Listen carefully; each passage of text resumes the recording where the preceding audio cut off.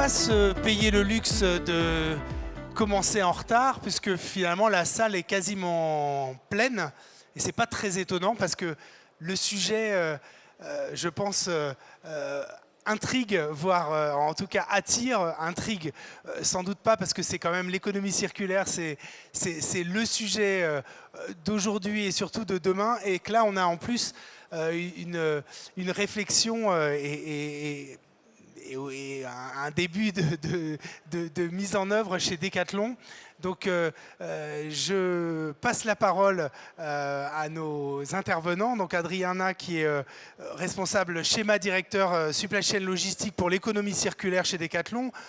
Aurélien Bardet qui est leader logistique Europe de l'enseigne. Et puis Anaïs Leblanc qui est directrice de l'innovation dans le cabinet de conseil Sitwell. Et donc, je vous laisse parler de la manière de pivoter une chaîne de valeur vers le circulaire. On va comprendre pourquoi il faut pivoter. Yes, ça marche. Bonjour à tous, on est très content d'être là. On est hyper fiers chez Sitwell d'avoir l'occasion de partager avec vous ces réflexions en cours chez Decathlon. Decathlon nous fait le grand honneur de venir partager de manière très ouverte les apprentissages qu'ils sont en train de faire autour de ce pivot circulaire dont ils vous parleront un peu plus. N'attendez pas de cette conférence une révélation sur ils ont tout compris, le pivot c'est facile. Ils vont plutôt vous raconter ce qu'on a pu faire ensemble et les apprentissages et les questionnements et les crantages petit à petit qui ont été faits. Donc vraiment ravi de vous avoir, merci beaucoup. Et voilà, je passe la main à Aurélien. Super, merci Anaïs.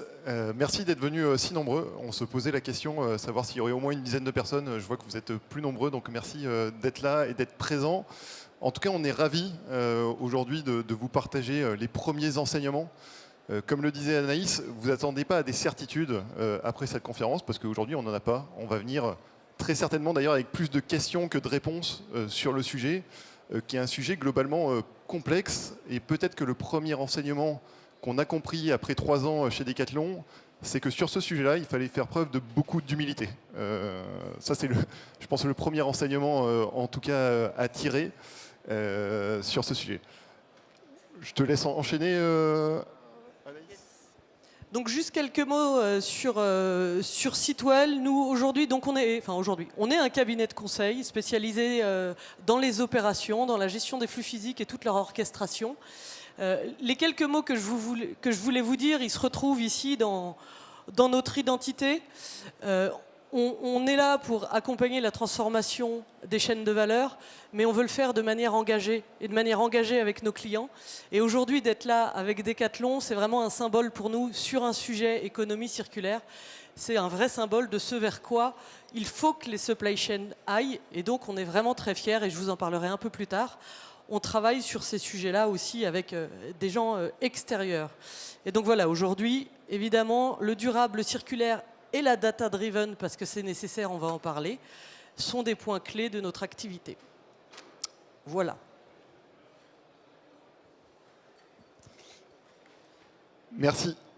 Il nous paraissait important, en tout cas, pour vous raconter cette histoire, de commencer par le sens de l'histoire. Et pour commencer, le sens de l'histoire, c'est qu'est-ce que Decathlon? Alors j'imagine, en tout cas j'espère, que beaucoup d'entre vous connaissent Decathlon sous son format magasin. Ouais. Est-ce qu'il y a des gens qui ont des articles Decathlon chez eux? Est-ce que vous pouvez simplement lever la main? Ouais, bon, ça c'est super. Ça c'est une bonne nouvelle pour nous. Je vais vous poser quand même une deuxième question qui est en fait le fond du sujet. C'est est-ce qu'il y a des gens parmi vous qui ont acheté des produits Decathlon d'occasion ou en location? Est-ce qu'ils peuvent lever la main? Ouais, super, on en a exactement 3. Vous voyez qu'on est au début, du chemin. D'accord? Donc qu'est-ce que Decathlon? Évidemment, c'est une enseigne de sport, de distribution de produits sportifs. Et d'ailleurs, c'est l'histoire de Decathlon. Ça a commencé par un magasin dans le nord de la France, à Anglo. D'accord? Ça, c'était en 1976. Mais Decathlon, derrière tout ça, il n'y a pas que la distribution des produits sportifs, parce que rapidement, on s'est intéressé à la chaîne de valeur en amont. Quand on parle de la chaîne de valeur en amont, on parle évidemment de toute la partie conception, de la partie production. J'imagine que vous connaissez certains de nos produits iconiques, qui montrent effectivement tout l'aspect innovant de certains de nos produits à Decathlon. Pour les citer, quelques-uns, évidemment la tente 2 secondes. J'imagine pour ceux qui pratiquent le camping, ils la connaissent. Le vélo cargo, qui est pratique quand on a des enfants en bas âge. Ou encore le masque EasyBreath, effectivement, qui est idéal pour faire de la plongée sous-marine. Donc Decathlon, c'est évidemment pas que des magasins, c'est toute la chaîne intégrée, de l'amont jusqu'à l'aval, en commençant par l'observation effectivement de nos utilisateurs sportifs.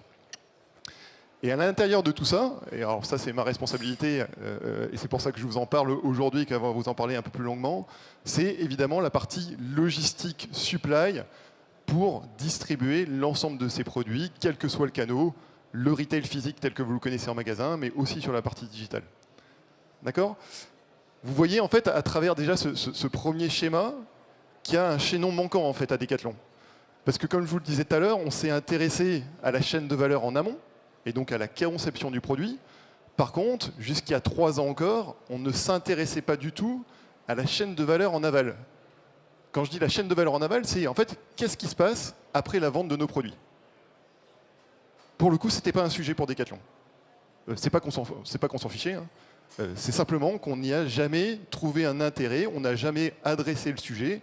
Et donc, c'est toute l'histoire qu'on souhaite raconter, en tout cas aujourd'hui, et c'est vraiment ce qu'on souhaite absolument améliorer, parce qu'on pense que c'est absolument indispensable dans nos engagements pour la planète dans le futur.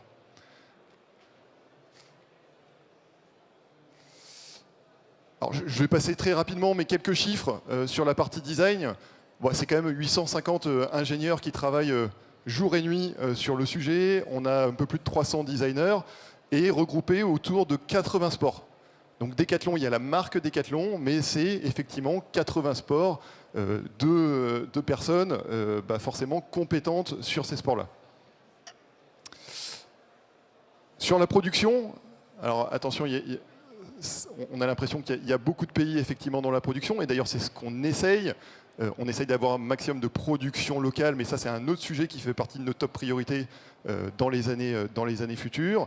Mais globalement, la production de Decathlon, elle est basée en Asie, pour à peu près 70% effectivement de nos ventes en Europe. On a à peu près 25% du reste qui est fait en Europe, et le reste effectivement en Afrique du Nord. On a un peu plus de 1200 fournisseurs.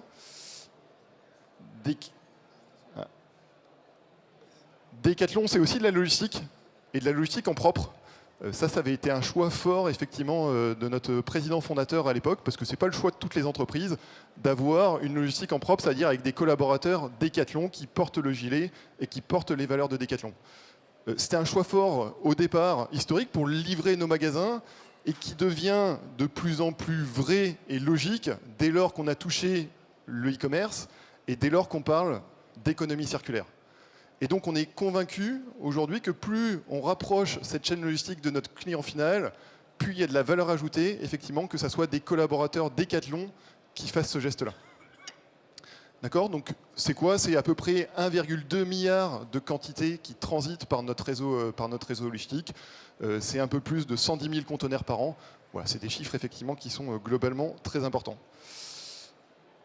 L'implantation de Decathlon dans le monde, vous voyez, on est presque partout. On souhaiterait être partout pour rendre accessible effectivement les bienfaits du sport. Évidemment, l'histoire, elle a commencé en France, elle a commencé en Europe. C'est encore plus de 75% effectivement de notre chiffre d'affaires. Mais globalement, on est implanté en Asie, on est implanté en Amérique du Sud et en Amérique du Nord. Donc effectivement, un peu partout dans le monde, avec les complexités que ça peut engendrer en termes de supply, en termes de logistique. Decathlon, c'est 105 000 collaborateurs, évidemment passionnés de sport. C'est à peu près 97 nationalités. Et ça représente, et ça c'est un chiffre aussi important, pratiquement 1 million d'emplois indirects. Tout simplement par la production, effectivement, qui sont pour le coup pas des emplois directement Decathlon, mais qui sont des fournisseurs externes. Ça représente à peu près 1 million de personnes. Alors je vais vous présenter une petite vidéo. Alors ça c'est l'élément technique, on voulait tester, voir si ça fonctionnait bien, mais elle nous paraissait importante pour montrer l'engagement de Decathlon sur les sujets liés au développement durable. Et donc sur le sujet qui va nous intéresser juste après, sur l'économie circulaire. Alors j'essaye, je ne sais pas si ça va marcher. Regarde peut-être On y est. Ça dure 1 minute 30. Sport is an incredible, inexhaustible resource that grows and strengthens as it's shared. However, the passions of each and every one of us have consequences for all sport users and our playground. A playground which we must protect as much as we must cherish. Protecting it means linking our intentions to our actions. It means designing beautiful, technical, innovative and responsible products. Essential, complicit and connected products that write stories with sport users. It also means realizing that we're not doing enough and continuing what we're already doing. That's when we make it possible to buy and sell second-hand equipment so that millions of discontinued products are given a second life. That's when we decide to put eco-design at the heart of the creation of our products so that millions of plastic bottles find a new lease of life. That's when we encourage our users to clean their practice areas so that thousands of places are breathing again. Users who know that together we will reach or even exceed our objectives.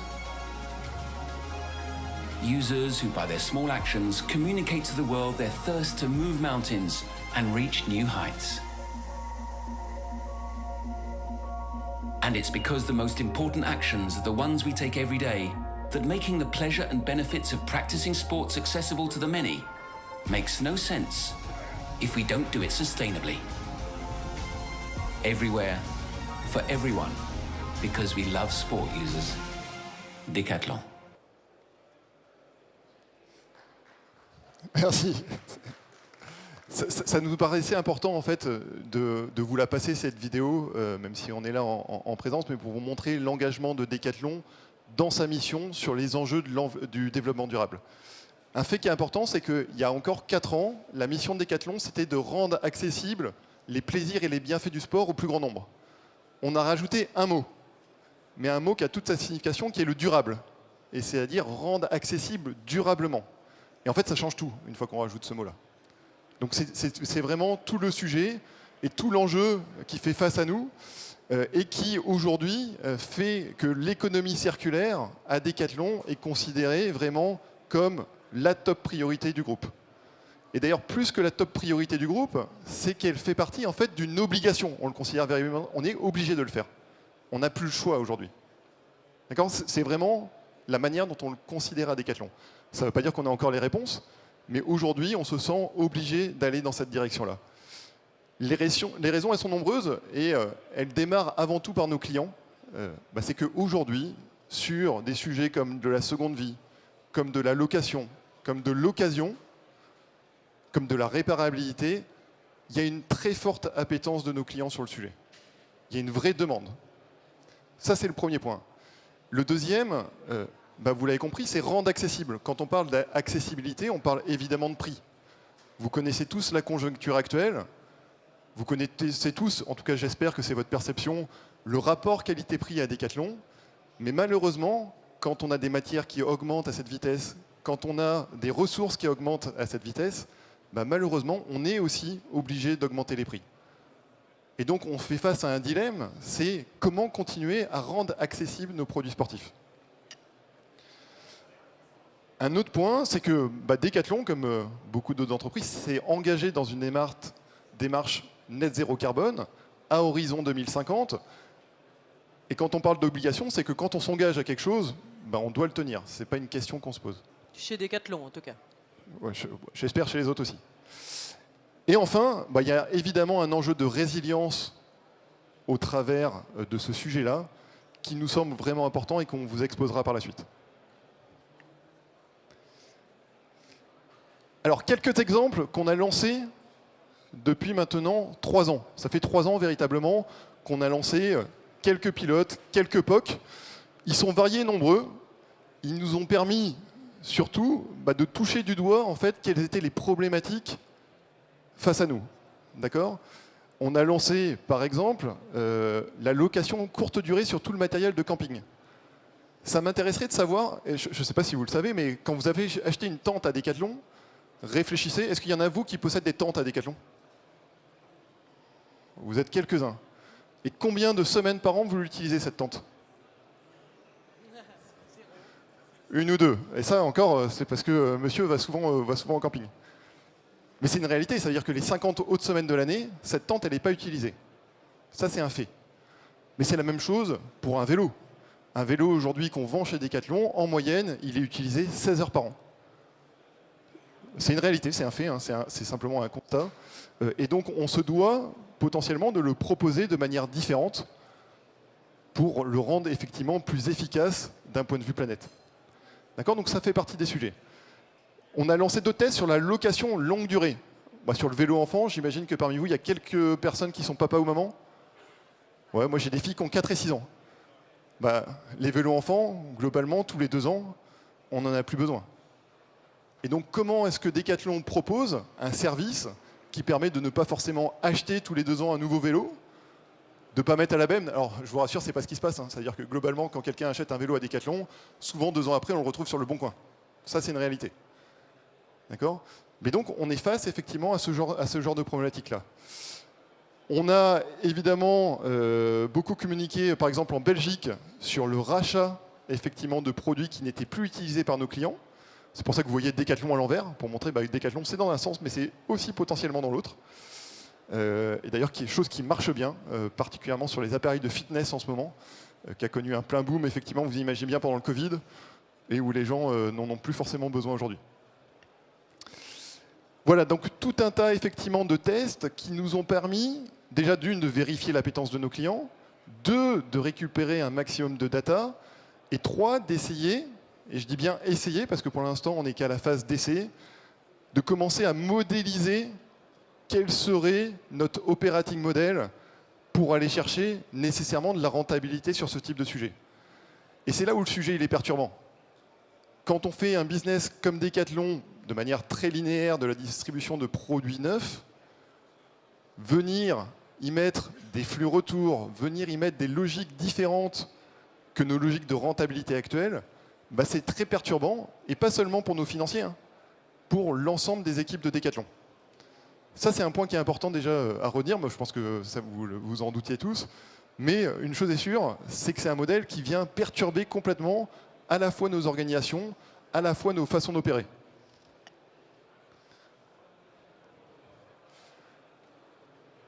Et peut-être un premier constat, parce que naturellement, quand on a lancé cette démarche, on s'est dit, attendez, on a 1700 magasins dans le monde, un peu plus de 1200 en Europe, bon, on va se servir de nos magasins pour le faire. Bon, de manière logique, hein, c'est là le principal lieu de rencontre entre nos clients utilisateurs, entre nos vendeurs, nos équipes Decathlon, et donc naturellement, on voulait utiliser effectivement ces points de rencontre pour démarrer ces nouveaux tests. Et en fait, on s'est rapidement, et quand je dis rapidement, c'est très rapidement, rendu compte qu'on avait certaines problématiques face à nous. Bah, des problématiques toutes simples, des problématiques d'espace. Bah, une surface commerciale d'un magasin, alors ça dépend quel magasin, mais ça va de 1000 m² jusqu'à 6-8 000 m². D'accord ? Quand on vient récupérer des produits de seconde vie qu'on ne sait pas piloter, ça rajoute une complexité supplémentaire. Et nos mètres carrés ne sont pas faits pour ça. Et vous le savez très bien, aujourd'hui, des mètres carrés commerciaux sont beaucoup plus chers que des mètres carrés potentiellement logistiques. D'accord ? Donc ça a été le premier sujet. Pour vous donner un seul chiffre, hein, on avait ouvert à Namur, en Belgique, effectivement, ces opérations de seconde vie, qui était notre premier magasin il y a 2 ans sur la seconde vie, et qui a dépassé rapidement les 2% de chiffre d'affaires liés effectivement à la seconde vie. Mais en fait, au bout de 2%, le magasin, d'un point de vue stock, a complètement explosé. C'est pas que les produits ne marchaient pas, c'est que, en fait, on ne savait pas bien les gérer uniquement par nos magasins. Ça, c'est le premier point. Le deuxième, c'est que forcément, ça apporte des problématiques de disponibilité. C'est-à-dire qu'on ne choisit pas où est-ce qu'on vient mettre nos produits, comme on le fait aujourd'hui sur nos produits neufs. Et donc, la disponibilité, concrètement, quand on la répartit sur chacun de nos magasins et qu'on ne la rend pas accessible de façon digitale, ça rajoute une complexité supplémentaire. Un autre point qui est important, c'est la partie, effectivement, skills, compétences. Aujourd'hui, tous nos magasins ne sont pas compétents sur l'ensemble des réparations. Je vais vous donner un exemple concret. Le vélo électrique, aujourd'hui, on ne sait pas les réparer dans nos magasins. On doit les envoyer dans nos ateliers régionaux qui, eux, ont le matériel nécessaire et qui, eux, ont la compétence. Donc, naturellement, il y a une problématique de compétence derrière ce sujet. Et juste pour revenir quand même, parce que ça me paraît important, mais je trouve que c'est quand même assez parlant, quand on commence à faire de la location de tentes, par exemple, je reprends ce sujet, mais quand on nous retourne le produit, eh ben, on se doit de le nettoyer, on se doit de le désinfecter. Pour ça, ça veut dire qu'il faut remonter la tente, il faut la nettoyer, il faut la laisser sécher pendant au moins 2 heures. Bon, est-ce que vous imaginez faire ça en magasin? Non, ben voilà. C'est tous les sujets auxquels on a été confrontés effectivement dernièrement. Et puis un sujet, mais qui est pas des moindres, hein, parce que si on souhaite accélérer sur l'économie circulaire, évidemment, il y a une notion de rentabilité là à avoir. Et on voit qu'au travers uniquement de nos magasins, cette rentabilité, elle est très compliquée effectivement à accéder. C'est de là qu'on a lancé effectivement l'étude avec Sitwell, se rendant bien compte effectivement que nos magasins n'étaient pas suffisants, qu'il y avait des notions de centralisation, mais attention, de centralisation très différentes d'un business linéaire de produits neufs qu'on vient acheminer globalement de l'Asie et qu'on vient distribuer effectivement à des clients européens. Là, on est dans des notions effectivement beaucoup plus locales et potentiellement de multilocalité. Et pour ça, je vais laisser la parole à Anaïs. Merci beaucoup. Alors effectivement, tu t'en sors ? Oui, ça tu l'as dit. Alors nous, on a été très contents et très fiers d'être sélectionnés par Decathlon en tant que, quand on vous parlait donc de faire des choses de manière engagée avec les clients, vous l'avez entendu dans tout ce qu'a pu dire Aurélien, ils étaient engagés et nous aussi on s'était beaucoup engagés. Et donc on est arrivés fiers comme Artaban, motivés comme D'Artagnan, pour dire bah oui, écoutez, vous allez savoir grâce à nous comment implanter la multilocalité chez vous en Europe, parce que c'est ce que vous voulez. On était vraiment très confiants. Alors c'est quoi la multilocalité? La multilocalité qui est une logique qui a été décrite par l'Institut national de l'économie circulaire dans son premier livre Pivoter vers l'industrie circulaire, et qu'on a effectivement repris pour travailler avec Decathlon dessus. L'idée dans l'économie circulaire, c'est bien de se dire sur quel périmètre je dois jouer pour rendre mon économie circulaire soutenable et profitable économiquement. Il faut que ça ait ce sens-là et que je sois en capacité de l'opérer aussi en termes de compétences, etc. Et je voulais reprendre un mot de la direction de Decathlon, vraiment les patrons, la DG et même Michel Leclerc, fondateur de Decathlon, qui dit jusqu'alors la caisse était notre ligne d'arrivée. Aujourd'hui, la caisse doit être notre ligne de départ dans le focus de Decathlon. D'où la criticité de se dire, OK, une fois que ça a passé la caisse, comment on gère ces flux physiques? Donc la multilocalité, juste pour exemple, par exemple, vous prenez des gens comme Tuvalu qui réparent des vélos de qualité, des vélos haut de gamme, sur la péninsule ibérique, des vélos qui coûtent cher, ils sous-traitent les opérations à des réparateurs locaux, donc les opérations leur coûtent pas cher. Par contre, c'est très compliqué à déplacer, un vélo ça coûte cher, donc ils ont plein de petits réparateurs partout qu'ils agrègent avec leur marque. C'est leur multilocalité à eux, ils sont dans toutes les grandes villes espagnoles pour avoir cette présence. Mais encore une fois, ce ne sont pas eux qui opèrent. Un autre exemple de multilocalité, c'est HP. HP, ce sont des produits, donc les serveurs, mais aussi les ordinateurs, etc. Des produits qui coûtent cher, qui sont petits, qui se transportent bien et qui demandent une grande technicité pour être réparés, remis en état, vérifiés, diagnostiqués. Et bien en conséquence, HP, qui n'avait pas trop la logique environnementale en tête, ceci dit à l'époque, a considéré qu'effectivement un seul point de centralisation de toutes ces opérations logistiques et de réparation était suffisant sur l'Europe, et c'est à Grenoble. Vous avez d'autres exemples pour justement les trottinettes électriques, des gens qui louent des trottinettes électriques et qui les réparent. Eux, ils ont 4 centres sur la France et ils font du milk run entre les différents centres. Tout ça, ça fait partie de nos travaux à nous aussi, Sitwell, d'aller chercher ces informations pour penser cette supply chain de demain.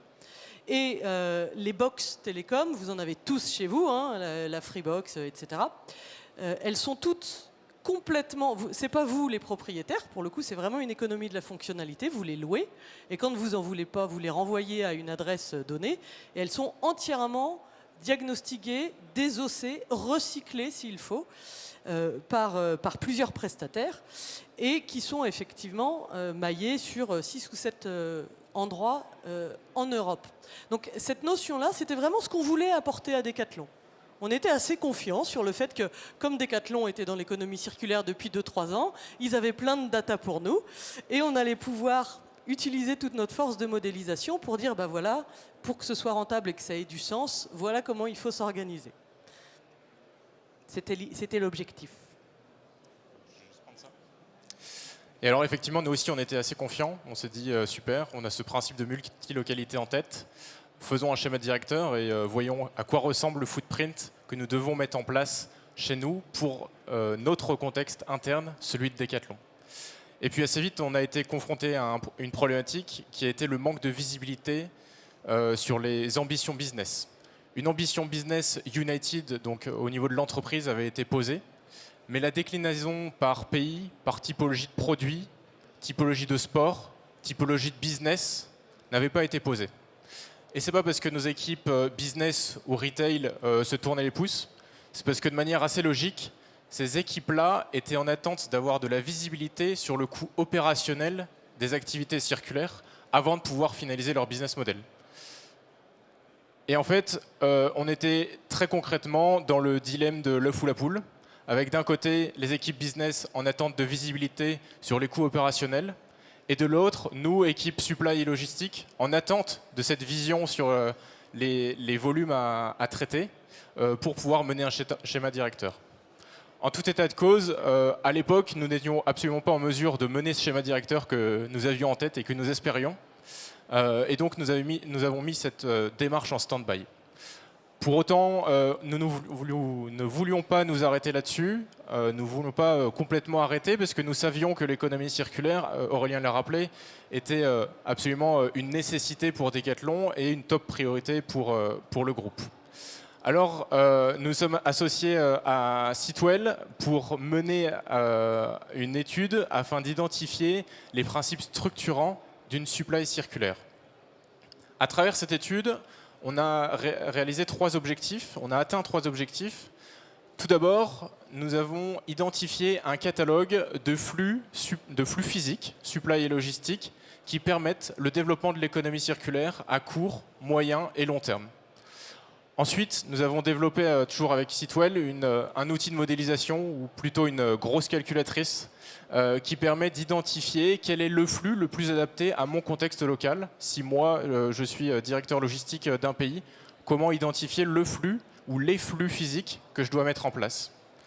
Et puis enfin, on a également pu ressortir un certain nombre de guidelines opérationnels ou stratégiques qui ont été issus de l'ensemble des apprentissages que nous avons accumulés à travers cette étude, puisque nous avons fait des benchmarks internes, externes, et que nous avons quand même pas mal creusé le sujet sur le terrain. Je reviens juste un tout petit peu en arrière. La première étape, vous l'avez compris, a donc été de définir des flux. Mais je ne vous apprendrai rien si je vous dis que déplacer un produit d'un point A à un point B juste par pur plaisir n'a pas grand intérêt. Donc la première question à laquelle nous avons voulu répondre, ça a été de savoir, d'accord, transporter un produit, mais pour faire quoi à l'arrivée? Et donc c'est pour ça que nous avons défini un operating model de l'économie circulaire qui a été basé sur l'ensemble des learnings issus des tests et des POC menés dans nos différents pays et qui a permis de définir ce standard-là et d'éviter que chaque nouveau pays, chaque nouveau POC réinvente l'eau chaude et réinvente ce flowchart. Alors, je veux juste préciser quelque chose parce que c'est peut-être pas évident pour vous, mais chez Decathlon, vous avez la culture de la subsidiarité. Les pays sont très libres, les équipes sont très libres d'essayer, de tester des choses. Et donc là où il y a des entreprises qui culturellement ont déjà des relais centraux extrêmement puissants et influents, chez Decathlon, ça n'existe pas. En tout cas, ça n'existait pas du tout sur l'économie circulaire.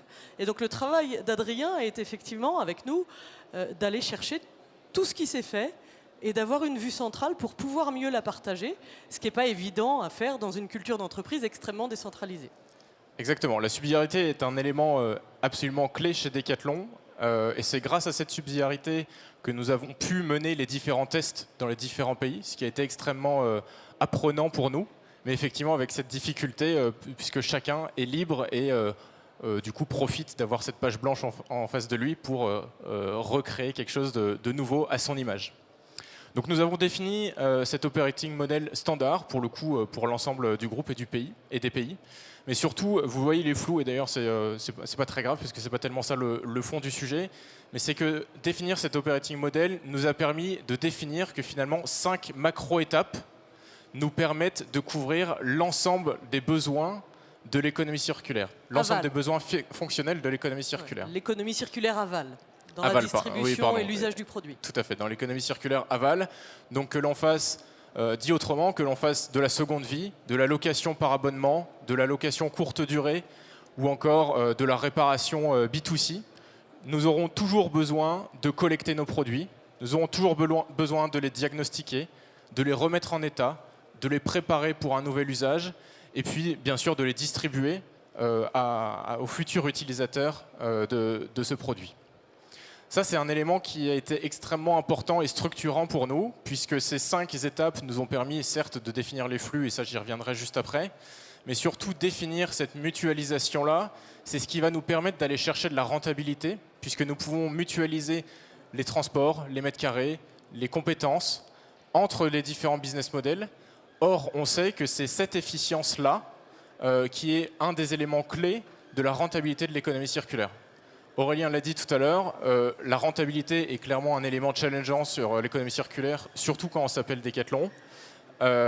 Et donc, créer cette mutualisation-là est très important pour nous. Une fois que nous avions identifié ces macro-étapes, nous avons dû définir où réaliser ces étapes. Et là, pour chacune de ces 5 étapes, nous avions 4 localisations possibles. Je vous passe les calculs mathématiques, mais globalement, nous avions plus de 1000 possibilités de flux possibles pour déployer l'économie circulaire. Pour chaque type de produit. Pour chaque typologie de produit, et ça on pourra y revenir juste après, mais effectivement, plus de 1000 possibilités de flux, autant vous dire que si on laisse cette logique de subsidiarité se poursuivre, le potentiel de rentabilité s'effondre complètement, puisque les coûts à la fois d'exploitation et d'investissement risquent d'exploser complètement. Donc, nous avons dû définir un certain nombre de partis pris qui nous ont permis de passer de ces 1000 et quelques scénarios à 20 scénarios de flux, et qui était déjà une première belle avancée. Mais une fois ces 20 scénarios de flux listés, si je me mets à la place d'un patron de pays ou d'un directeur logistique pays, comment savoir parmi lequel de ces 20 flux est le plus adapté ? À chaque typologie de produit, à chaque typologie, encore une fois. C'est-à-dire qu'on ne va pas forcément faire la même chose pour les vélos que pour les tentes, que pour le textile, que pour les chaussures. Et donc, à chaque fois, on doit se poser la question, selon les volumes, selon la complexité de gestion et de remise à niveau, de quel est le flux le plus pertinent aujourd'hui et demain pour ces produits-là. Exactement. Et donc, nous avons un certain nombre de paramètres clés qui nous permettent d'identifier si on doit utiliser le flux A, le B, le C, et je passe la suite. Donc effectivement, il y a la diversité de produits, le volume du produit. On ne va pas avoir la même logistique si on transporte un vélo ou une paire de chaussettes, même si la circularité sur une paire de chaussettes a un potentiel tout relatif. Les besoins en termes de compétences, et ça c'est un élément clé, puisque la compétence de réparation notamment permet la réparation. Or, sans réparation, nous n'avons pas d'économie circulaire. Sans réparation, ou alors ça veut dire de l'économie circulaire de type C2C, et on s'appelle Le Bon Coin. Et en l'occurrence, nous cherchions à nous différencier de Le Bon Coin. Du Bon Coin, pardon. Et ça, c'est un point clé pour tous ceux qui veulent aller vers l'économie circulaire. C'est vraiment des nouvelles choses à appréhender pour les entreprises, ces capacités en fait, à réparer. Tout à fait. Et donc, l'ensemble de ces critères ont été intégrés dans l'outil de modélisation dont je vous parlais tout à l'heure. Et c'est ces mêmes critères qui, demain, nous aideront à faire le schéma directeur que nous espérons quand même réaliser un jour. On a toujours cet espoir et on espère pouvoir le faire dès l'année prochaine d'ailleurs. Mais c'est ces critères qui vont venir finalement déterminer, en fonction d'un contexte local, en fonction des ambitions business, quel est le flux le plus adapté à notre contexte. De manière assez évidente, l'économie circulaire a un impact extrêmement fort sur les flux physiques. Vous l'avez vu de par la centralisation. Donc on doit créer notamment ces flux remontants du client vers des hubs de proximité, des hubs circulaires. Mais ce que nous avons découvert à travers notre étude, c'est que les flux n'étaient pas les seuls éléments de la logistique à être impactés. Et je laisse Anaïs aller un peu plus en détail sur ce point. Reste sur celle-là Okay. pour l'instant. Pardon. Hop. c'est pas grave. Juste pour finir là-dessus, il y a quand même un choix fort qui a été fait par l'étude et avec les équipes de Decathlon, c'est de se dire cette économie circulaire, étant donné qu'elle est inscrite dans un vrai choix environnemental, de durabilité, etc., elle a une logique au niveau, entre guillemets, régional. Alors, ce que Decathlon appelle une région est structuré autour d'un entrepôt qui a quand même une... c'est pas la région française, c'est un peu plus grand. Allez, 2 régions françaises. Pour donner une idée, on a 5 régions logistiques à terme en France. Voilà, c'est ça. Donc c'est un peu plus grand. Et donc ce modèle travaille à cette maille-là. On ne va pas faire en une fois le schéma directeur de tout Decathlon Monde. En fait, c'est chaque région qui va se dire, pour traiter mes produits et mes ambitions business, j'ai ce qu'il faut maintenant pour aller déterminer à chaque moment de mon évolution comment opérer au mieux. Donc, mais il faut vraiment penser qu'au fur et à mesure des années, les réponses vont différer. Et c'est aussi quelque chose d'extrêmement nouveau pour tous les professionnels de la supply chain, c'est qu'aujourd'hui on fait un schéma directeur et on est calé pour les 5 ans.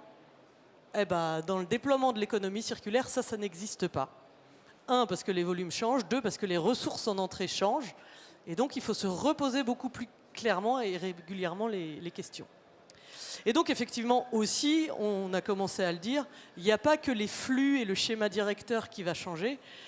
La vision de la logistique doit évoluer par rapport à un schéma logistique linéaire. Évidemment les compétences, on a beaucoup parlé de la réparation déjà, mais autant vous dire que les compétences de réparation on a créé 20 macro-familles de produits pour les 80 sports dont on parlait. Les compétences sur tout ça, c'est des choses nouvelles pour pouvoir diagnostiquer, remettre à niveau et les piloter, ces compétences. Donc il y a un vrai travail là-dessus. Évidemment, orchestrer physiquement la logistique et la réparation. Quelle taille, comment je fais sécher mes tentes, est-ce que je les mets au plafond, est-ce que je les laisse enfin, on ne se rend pas compte de la diversité de questions qu'il y a à se poser quand on en est la taille de Decathlon, avec la diversité de produits de Decathlon. Et donc, évidemment, pour répondre à ça, il nous faut des méthodes supply chain et réparation. Et là, ça devient clé d'avoir quelqu'un qui, justement, malgré le principe de subsidiarité, va pouvoir dire on a agrégé tout ce que fait tout le monde, voilà les meilleures idées. Messieurs, dames, quand vous voulez vous lancer, voilà comment vous lancer. Et pour ça, il faut s'appuyer sur le grand thème d'aujourd'hui, enfin de ces 2 jours de Supply Chain Event, les données. Et il faut savoir compiler, récupérer les données de manière structurée sur, finalement, j'ai voulu réparer un vélo, un tel type de vélo, combien de temps ça m'a pris les 400 dernières fois où je l'ai fait. Et il faut pouvoir faire remonter ces informations-là pour pouvoir s'orchestrer et s'organiser. Petit autre sujet, les pièces détachées. Hein, voilà, je vois des oui dans l'assemblée. Alors effectivement, il y a des industriels qui sont habitués à gérer les pièces détachées. Decathlon n'en fait pas partie. Decathlon gère des composants, gère un peu de pièces détachées sur du vélo. Mais donc là, il y a toute une value chain, une chaîne logistique à recréer pour savoir lesquelles avoir, où, comment, où je les centralise, à quelle vitesse je dois pouvoir les distribuer dans mes ateliers, etc., etc. Et le dernier point, il est en filigrane de tout ce que j'ai dit jusqu'alors. Il faut des équipes d'une flexibilité très importante. 1, sur les compétences, mais 2, sur la capacité à réintégrer le schéma, à réinterroger le schéma très régulièrement. Voilà. Vous l'avez vu, l'ensemble des tests que nous avons menés ont été extrêmement apprenants pour nous. Ça a été des vraies mines d'informations. Ils nous ont permis de nous forger des convictions, de récupérer de la donnée pour guider nos choix stratégiques d'un point de vue supply et logistique. Mais ils nous ont aussi permis d'aller au-delà de ce scope supply et logistique. Je ne sais pas si vous vous souvenez de la mission de Decathlon qui a été présentée tout à l'heure par Aurélien, rendre durablement les plaisirs et les bienfaits du sport accessibles au plus grand nombre. Et ce terme accessible, il se retrouve finalement dans le catalogue de Decathlon, où on peut distinguer 2 grandes catégories de produits. D'une part, les produits à faible valeur, comme ce ballon de foot, ou pour lequel on peut se poser la question d'un intérêt de l'acheter en seconde vie ou de le louer quand on sait qu'il coûte 9-10 euros. D'un point de vue client, l'intérêt est relativement limité. Et de l'autre, des produits qui sont certes avec une valeur économique plus importante, comme par exemple ce vélo d'appartement, avec du coup un potentiel commercial pour nos clients qui est bien plus intéressant, mais dont la complexité en termes de reverse logistique est bien plus importante, puisque c'est des produits qui sont volumineux, qui sont lourds et qui sont parfois complexes à réparer. Et donc on se rend compte qu'en fait, ça a un impact très fort sur l'efficience. Et l'efficience, je vous disais tout à l'heure, que c'est un des éléments clés qui va permettre la rentabilité de ces nouveaux business models. Donc finalement, ce que ça nous apprend, ça, c'est que il n'y a pas que la logistique et la supply que nous devons faire évoluer, mais finalement, c'est l'ensemble de la chaîne de valeur. Si ça va bien passer, yes. C'est l'ensemble de la chaîne de valeur que nous devons transformer. La partie logistique, je ne reviens pas dessus, puisque on vient de l'aborder de manière assez large. La partie retail, bien sûr, on se doute que si on fait de la vente de produits neufs, de la vente de produits en seconde vie ou de la location, l'expérience client ne sera pas du tout la même. Et elle sera même encore plus différente lorsqu'on doit racheter un produit au client pour ensuite faire de la seconde vie. Donc d'un point de vue retail, les impacts sont très forts.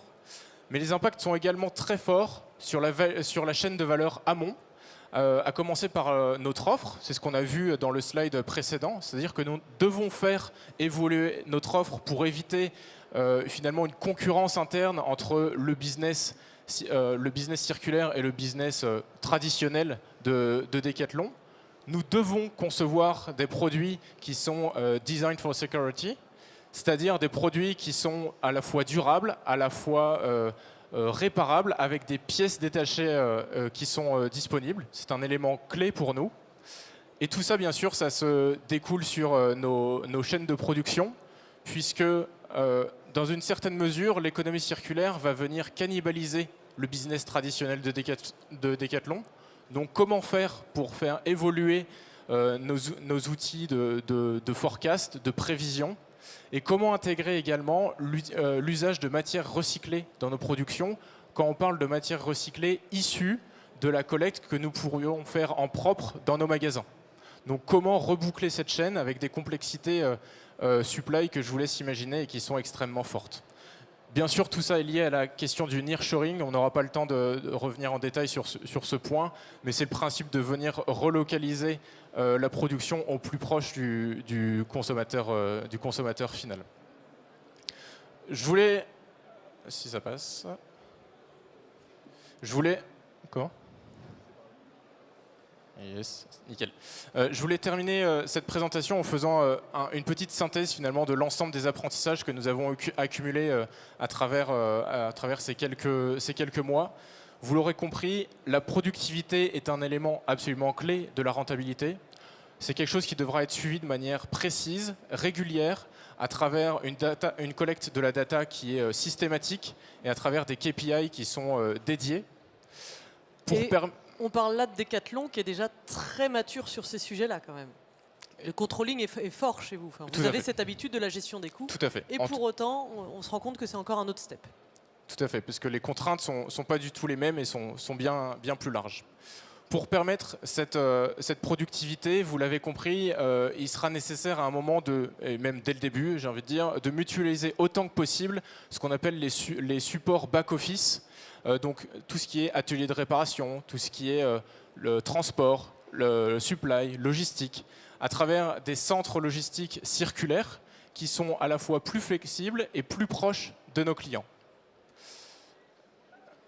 Bien sûr, à l'intérieur de ces centres logistiques circulaires, afin de faire monter en compétences et de faciliter cette montée en compétences de nos équipes, il sera important et nécessaire d'avoir une gestion centralisée des méthodes de remise en état des produits. Ça nous permettra d'appliquer des standards et d'éviter la problématique qu'on présentait tout à l'heure de subsidiarité poussée à l'extrême et qui fait une diversité extrême dans les différents process.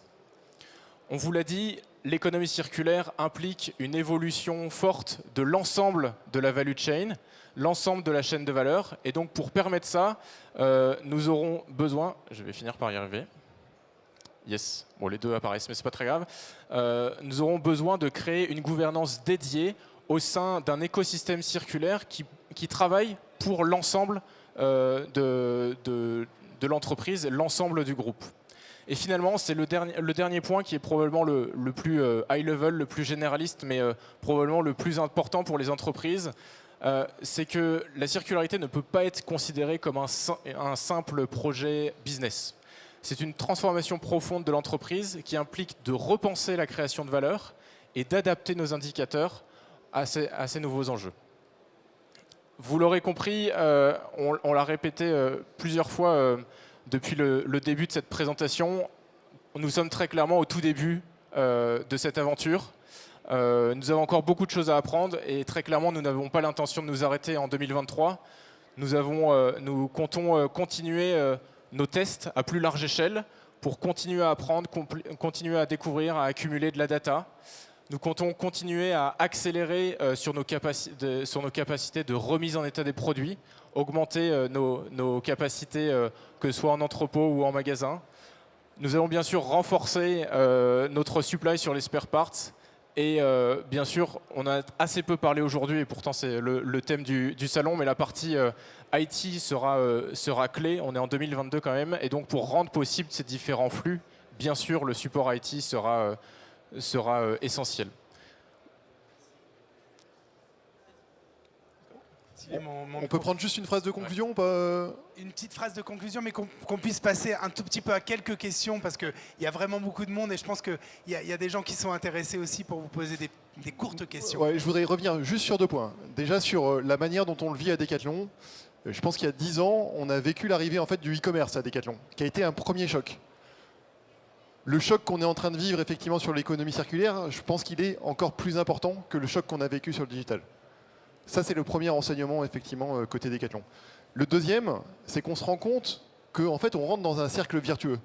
Le fait de s'intéresser à la chaîne de valeur aval, et donc à qu'est-ce qui se passe après la vente de nos produits, nécessairement, ça impacte énormément la chaîne de valeur amont.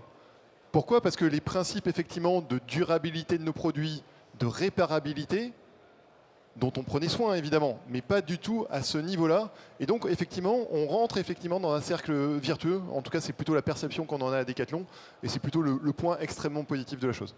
Voilà, je faisais rapidement. Ok, merci vraiment beaucoup, parce que je vous ai pas interrompu, parce que de toute façon c'était passionnant et on sentait qu'il y avait quand même beaucoup de choses à faire, et il reste encore beaucoup de choses à faire pour Decathlon, mais c'est vrai que c'était très clair. Est-ce que dans la salle on a une ou deux questions qu'on peut prendre afin de clore cette conférence? Une petite question. Merci beaucoup, c'était passionnant. J'ai une question du coup, parce que vous avez demandé, enfin à un moment vous aviez ce problème de la poule et l'œuf, à pas avoir le budget, et est-ce que depuis ça a été résolu? Est-ce que vos enseignements maintenant vous permettent de définir au niveau global Decathlon des budgets au niveau d'un pays, de plusieurs pays, d'une région? Comment vous abordez ce sujet-là? Alors, l'écriture de ces trajectoires sont en cours. Les tests, comme on l'a expliqué, nous apportent beaucoup de data pour venir alimenter ces choses-là. C'est un process malheureusement qui prend du temps parce qu'on parle d'une page blanche. Donc il faut tester petit à petit. C'est pour ça qu'on présentait juste avant notre volonté à aller encore plus loin sur les tests en 2023. On a identifié quels étaient les use cases, les cas d'usage de l'économie circulaire que nous voulions accélérer sur les prochaines années.